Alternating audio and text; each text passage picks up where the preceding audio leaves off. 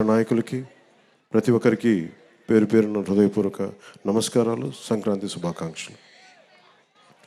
ముఖ్యంగా ఇక్కడికి వచ్చిన అమరావతికి రాజధాని కోసం 5 కోట్ల ప్రజల రాజధాని కోసం 33,000 ఎకరాలు ఇచ్చిన ఇక్కడికి వచ్చిన రైతు కుటుంబాలకి, రైతులకి, ప్రతి ఒక్కరికి మనస్ఫూర్తిగా మీ అందరికీ నిజమైన సంక్రాంతి శుభాకాంక్షలు.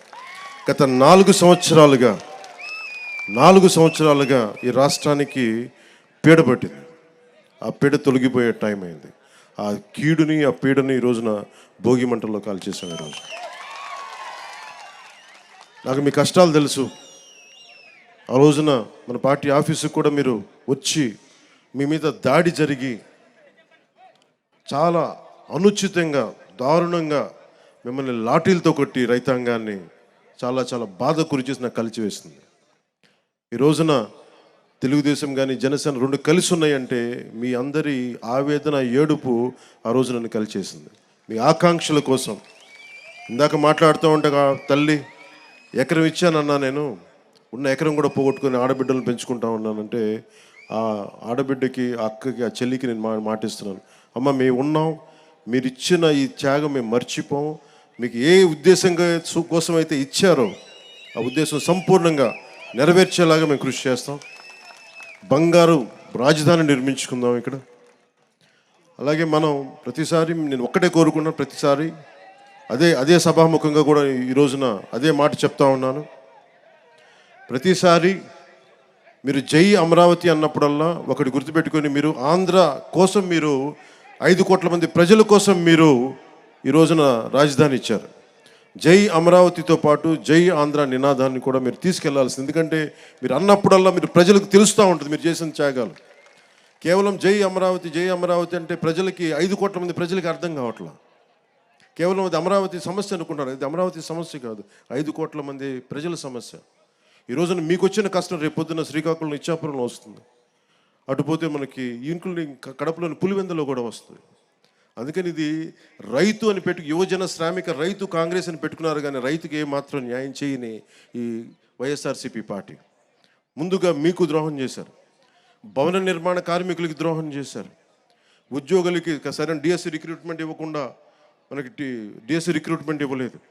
కానిస్టేబుల్స్కి కనీసం సరైన ఉద్యోగ అవకాశాలు లేవు. ఏ విధంగా చూసినా ఉపాధి అవకాశాలు లేవు. వీటన్నిటినీ కలిచివేసింది. ముఖ్యంగా మీరు గుర్తుపెట్టుకోవాల్సింది, ఆ రోజున మీకు కౌలు రావట్లేదు అంటే ఆ రోజున జనసేన మీకోసం ముందుకొచ్చి మీకు కౌలు పడేలా మీకు మీ తరపున మేము పోరాటం చేశాం.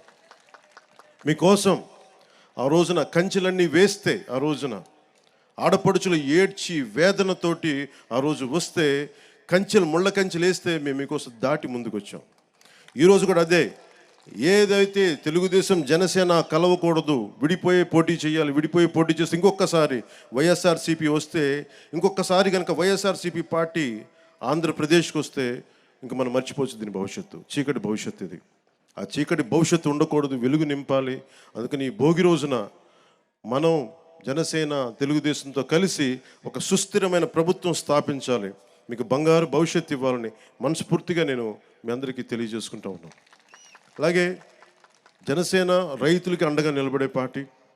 ముఖ్యంగా కౌలు రైతులకి మేము స్వయంగా పార్టీ తరపు నుంచి ఇంతమందికి మేము స్వయాన ₹1,00,000 చొప్పున అందరికీ అందజేశాం. అందుకని మీకు ఎప్పుడు కూడా భూమి కోల్పోయిన రైతుకి, కౌలు రైతులకి, రాష్ట్ర ప్రజలకి, యువతకి, మహిళలకి అందరికీ కూడా పేరు పేరున ప్రతి ఒక్కరికి కూడా నా శుభాకాంక్షలు తెలియజేసుకుంటూ, భవిష్యత్తులో ఈ రోజున మాట్లాడబోయేది చాలా ముందు ఉంది.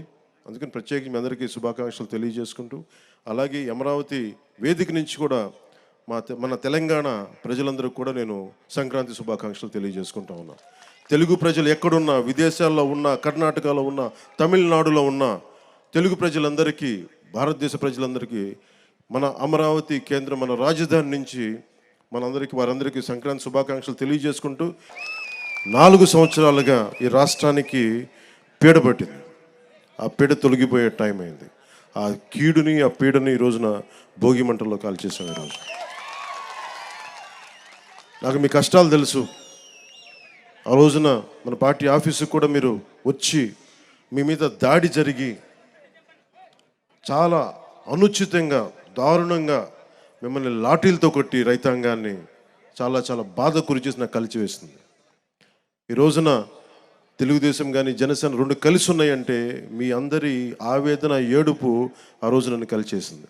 మీ ఆకాంక్షల కోసం ఇందాక మాట్లాడుతూ ఉండగా తల్లి ఎకరం ఇచ్చానన్నా, నేను ఉన్న ఎకరం కూడా పోగొట్టుకొని ఆడబిడ్డలను పెంచుకుంటా ఉన్నానంటే ఆ ఆడబిడ్డకి, ఆ అక్కకి, ఆ చెల్లికి నేను మాటిస్తున్నాను, అమ్మ మేము ఉన్నాం, మీరు ఇచ్చిన ఈ త్యాగం మేము మర్చిపోం. మీకు ఏ ఉద్దేశంగా కోసం అయితే ఇచ్చారో ఆ ఉద్దేశం సంపూర్ణంగా నెరవేర్చేలాగా మేము కృషి చేస్తాం. బంగారు రాజధాని నిర్మించుకుందాం ఇక్కడ. అలాగే మనం ప్రతిసారి నేను ఒక్కటే కోరుకున్నా, ప్రతిసారి అదే సభాముఖంగా కూడా ఈ రోజున అదే మాట చెప్తా ఉన్నాను. ప్రతిసారి మీరు జై అమరావతి అన్నప్పుడల్లా ఒకటి గుర్తుపెట్టుకొని, మీరు ఆంధ్ర కోసం, మీరు 5 కోట్ల మంది ప్రజల కోసం మీరు ఈ రోజున రాజధాని ఇచ్చారు. జై అమరావతితో పాటు జై ఆంధ్ర నినాదాన్ని కూడా మీరు తీసుకెళ్లాల్సింది. ఎందుకంటే మీరు అన్నప్పుడల్లా మీరు ప్రజలకు తెలుస్తూ ఉంటుంది మీరు చేసిన త్యాగాలు. కేవలం జై అమరావతి అంటే ప్రజలకి, 5 కోట్ల మంది ప్రజలకి అర్థం కావట్లా. కేవలం అది అమరావతి సమస్య అనుకుంటారు. ఇది అమరావతి సమస్య కాదు, 5 కోట్ల మంది ప్రజల సమస్య. ఈ రోజున మీకు వచ్చిన కష్టం రేపొద్దున శ్రీకాకుళం, ఇచ్చాపురంలో వస్తుంది. అటుపోతే మనకి ఇంక్లూడింగ్ కడపలోని పులివెందులో కూడా వస్తుంది. అందుకని ఇది రైతు అని యువజన శ్రామిక రైతు కాంగ్రెస్ అని పెట్టుకున్నారు, కానీ రైతుకి ఏమాత్రం న్యాయం చేయని ఈ వైఎస్ఆర్సీపీ పార్టీ ముందుగా మీకు ద్రోహం చేశారు. భవన నిర్మాణ కార్మికులకి ద్రోహం చేశారు. ఉద్యోగులకి సరైన డిఎస్సి రిక్రూట్మెంట్ ఇవ్వకుండా మనకి డిఎస్సి రిక్రూట్మెంట్ ఇవ్వలేదు. కానిస్టేబుల్స్కి కనీసం సరైన ఉద్యోగ అవకాశాలు లేవు. ఏ విధంగా చూసినా ఉపాధి అవకాశాలు లేవు. వీటన్నిటినీ కలిచివేసింది. ముఖ్యంగా మీరు గుర్తుపెట్టుకోవాల్సింది, ఆ రోజున మీకు కౌలు రావట్లేదు అంటే ఆ రోజున జనసేన మీకోసం ముందుకొచ్చి మీకు కౌలు పడేలా మీకు మీ తరపున మేము పోరాటం చేశాం. మీకోసం ఆ రోజున కంచెలన్నీ వేస్తే, ఆ రోజున ఆడపడుచులు ఏడ్చి వేదనతోటి ఆ రోజు వస్తే, ముళ్ళ కంచెలు వేస్తే మేము మీకోసం దాటి ముందుకు వచ్చాం. ఈరోజు కూడా అదే, ఏదైతే తెలుగుదేశం జనసేన కలవకూడదు, విడిపోయే పోటీ చేయాలి, విడిపోయే పోటీ చేస్తే ఇంకొకసారి వైఎస్ఆర్సీపీ వస్తే, ఇంకొకసారి కనుక వైఎస్ఆర్సీపీ పార్టీ ఆంధ్రప్రదేశ్కి వస్తే ఇంక మనం మర్చిపోవచ్చు దీని భవిష్యత్తు. చీకటి భవిష్యత్తు ఇది. ఆ చీకటి భవిష్యత్తు ఉండకూడదు, వెలుగు నింపాలి.